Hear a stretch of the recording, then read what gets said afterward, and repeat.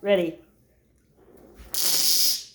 Welcome to my channel. Those are rattlesnake eggs. I'll show you some other things. Hi everybody. Welcome back to my channel. My name is Kendra and today is an open collab and it's called Tea Tuesday. Is it? Yes, it is. It's Tea Tuesday.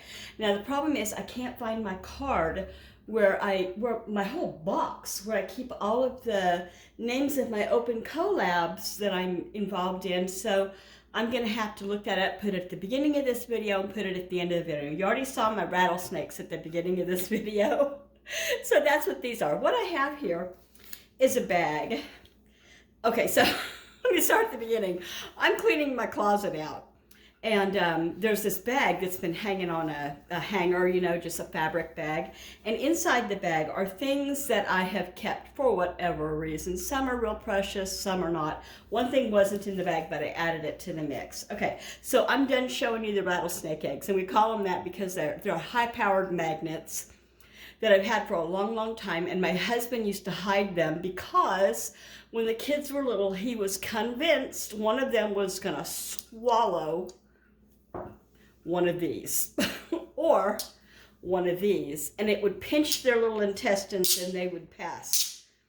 Yeah, and so he was a protective daddy, and I love that about him, but I don't, you know, things happen.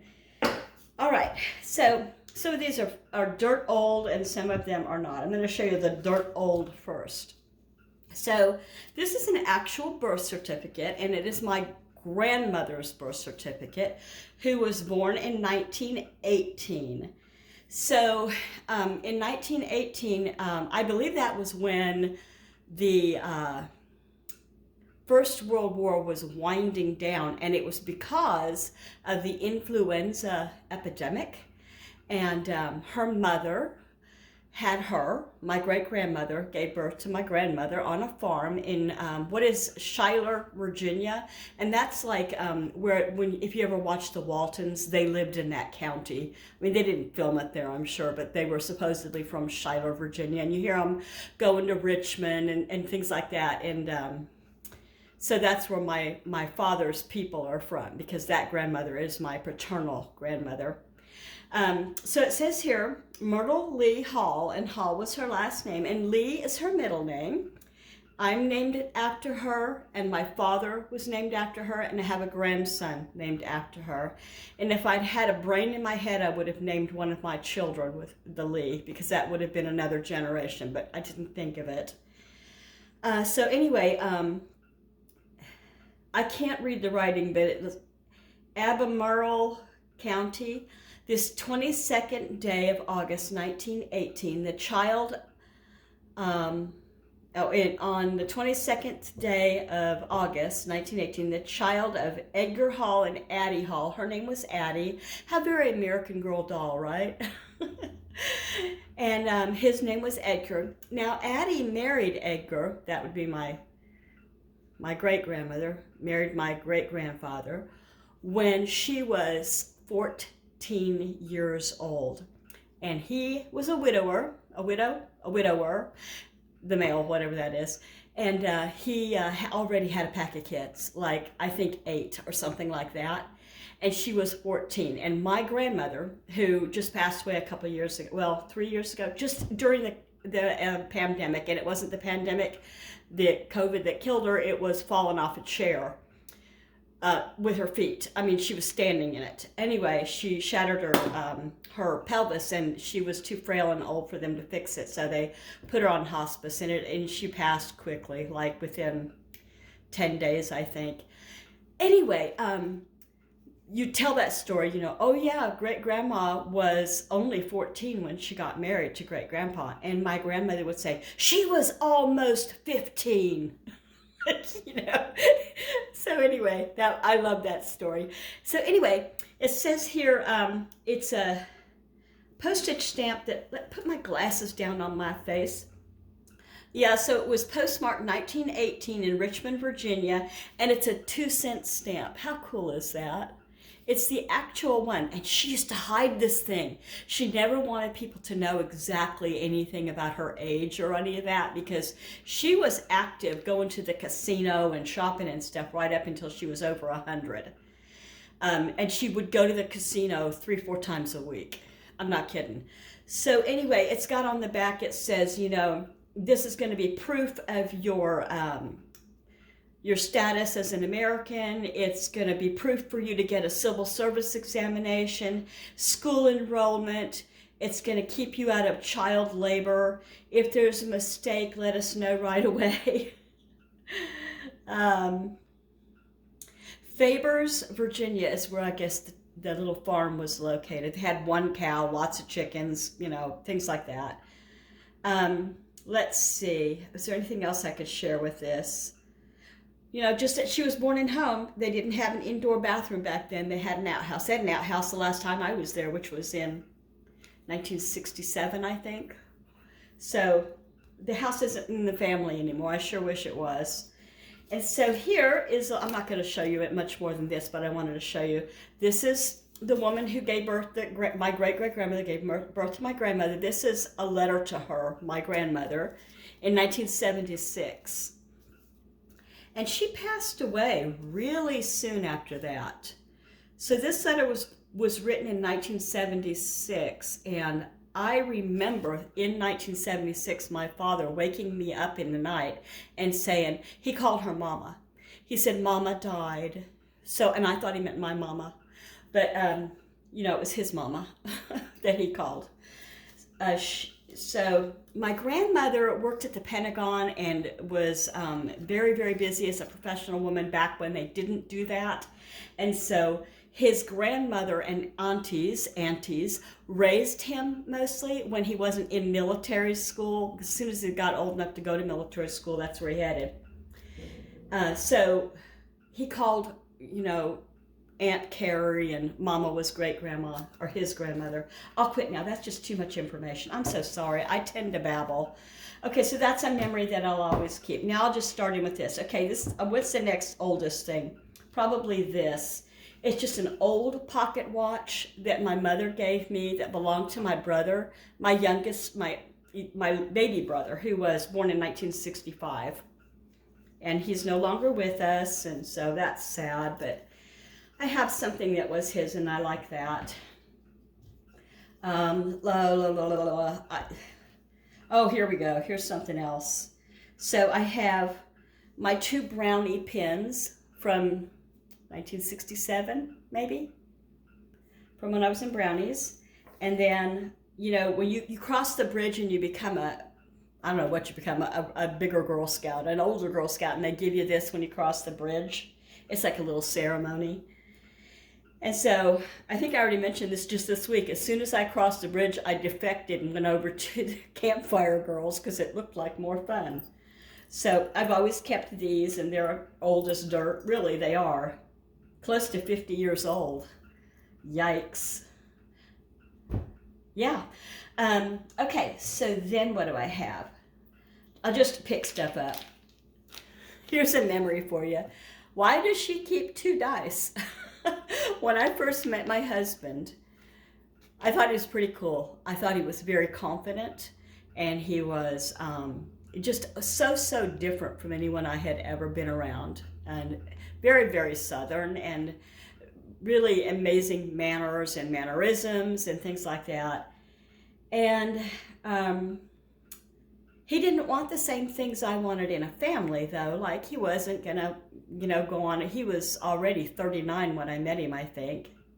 And so he didn't want to have children and stuff, you know. So I just broke it off. I really just broke it off. And so he was like, you know, whatever. And he handed me 2 dice, and he said, I hope someday you'll take a chance on me. Isn't that precious? He probably read that in a book or saw it in a movie. I shouldn't taint that memory, but I have kept them forever. Let's see. We've been married, I think it'll be 27 years in April. This is a game that my daddy got from Brinks when he retired maybe 25 years ago. He retired a long time ago, and he gave it to the kids, really, but I commandeered it. Let's see. This is just silly, and I don't even know why I keep it. Can you see it? Trust me, I'm a mother. And then let's go with just a whole bag of, but I'm not even going to open it. But I kept this one because it predates Facebook, it predates YouTube, it predates just about everything, but maybe Prodigy. One of my eldest used to have a Datsun club, and he would put these cards on the windshields of specific models of Datsuns to try to get them to join his Yahoo club. And he had a bunch of people, like 200 people in there. I don't know if he still even looks at it anymore. Okay, we're going through this faster than I thought we would. That's good. This is, believe it or not, I don't know if you can see it.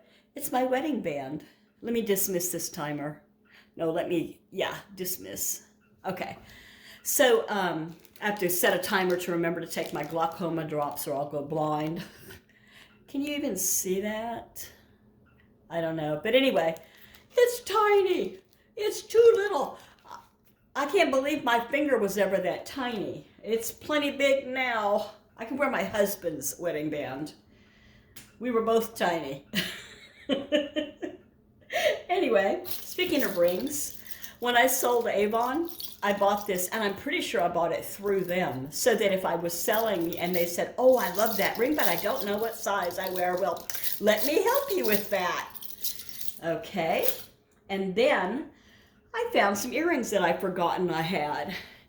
Someone gave me these in the birth community years and years ago. She was from somewhere in Eastern Europe.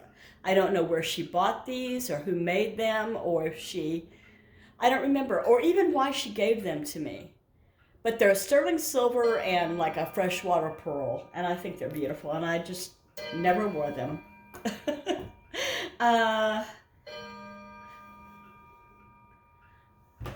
I don't like cats. Well, I shouldn't say I don't like cats. I don't treasure them. I keep threatening to get one, but I don't think I ever will.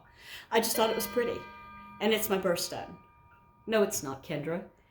It's not your birthstone, not even in a little bit. I'm aquamarine. So this was because I wanted something green to wear for St. Patrick's Day. I remember now. Okay. If you've been around for long enough, you know how crazy I am about fall. And I saw these earrings years ago, and they're, I think, maple leaves. And so I picked them up, and now I can wear them again because I got my ears, well, they were already pierced. It's an embarrassing story. I went to get them pierced, and they were already pierced. He said, I can put an earring through there. Okay. All right, now I'll show you some stuff that my mother gave me again. These I call my Easter jewelry because it was Easter when she gave them to me. So this one has a K, like for my initial. I'm wondering if this is coming up for you to even see. A K and a pink rose because I used to be all about pink. And this one says, he's alive. I bet it's not showing very well. I'm hoping it's not blurring. And then this one, she gave me the same time she gave me the one with the K on it. And I think these were Avon too. But at the time, I might not have been selling Avon. I don't know. And then this was hers. And I didn't even ever see her wear it. But it's got her initials on it. I'll just tell you her one initial is E for Evelyn. And then on the back, it's got 3 teensy-weensy, tiniest little birthstones I've ever seen. And one is aquamarine, and one is kind of yellowish for my brother, and one is supposed to be a diamond for the other brother. But they're not real, you know. And so it's a locket. Let's see, it looks like 20. Somebody has scratched in the number 20 for maybe when she was 20. Nope, because she wouldn't have had 3 kids when she was 20. She only had 2. All right, now, why I still have this, I don't know. belonged to one of my children who went to the police thing during Scouts or something, Cub Scouts, to see the sights. This is my husband's, an amateur radio ham club commemorative stamp pin. He said, hold on to this for me, and I did. My son with the Dotson Club, my eldest, made this heart for me for Valentine's Day, I think. Maybe it was Mother's Day. Anyway, it says love and it lights up. Well, it used to. I can't get it to light up. I need to have him look at it. This was attached to a gift one year, and I thought, that's cool. It's got my name on it. I'm not going to throw that away. Pack rat. Dog sneezing behind me. Okay, we're getting there. We're almost done. Oh, what are you drinking for tea Tuesday? I'm having Topo Chico. Super powered bubble water. So this is from I went through medical assistant training, and this one says the name of the school and that I was a graduate. And this one says excellent, no, it says attendance, because I never missed a day. Oops, I bet you can't see these. I can't see them. You know what? It's because of the bright light. And then this one says honor roll. Whoops. I don't know how I pulled honor roll out of my hat, because I'm telling you what, the math was going to kill me. I cried more than once in that school. What's in this bag? Let's see. Oh, now I remember. My daughter Donna gave me this. She says she found it on the beach. It's just like either a glass or quartz, I don't know, but I thought it was pretty. And in this bag we have, I have no idea where I got this, but it's probably from my daughter. She was a big deal rock hound for years. I kept this because when I started working as a doula, we didn't have cell phones for timing. I mean, we had cell phones, but they were just a little better than beepers. They weren't smartphones. And so I would time contractions. And let's see. Let's just, since I already talked about that, all my name tags.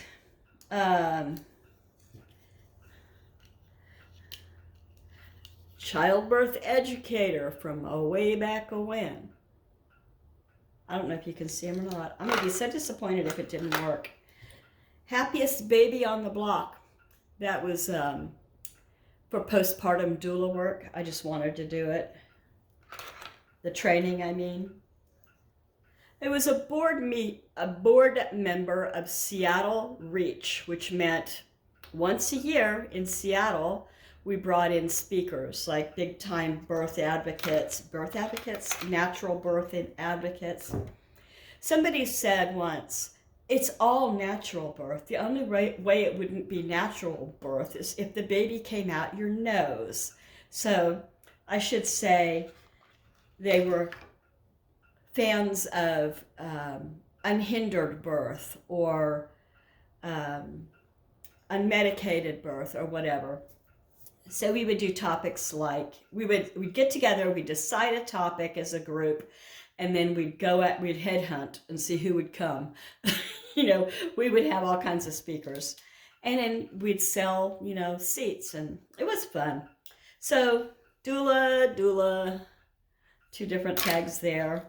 This is when I first became not a childbirth educator, a La Leche League leader. La Leche League leaders are those who run meetings and support women who are having issues with breastfeeding. I dropped out of here, and here's a cheapy plastic one, and here's my good one that I would wear.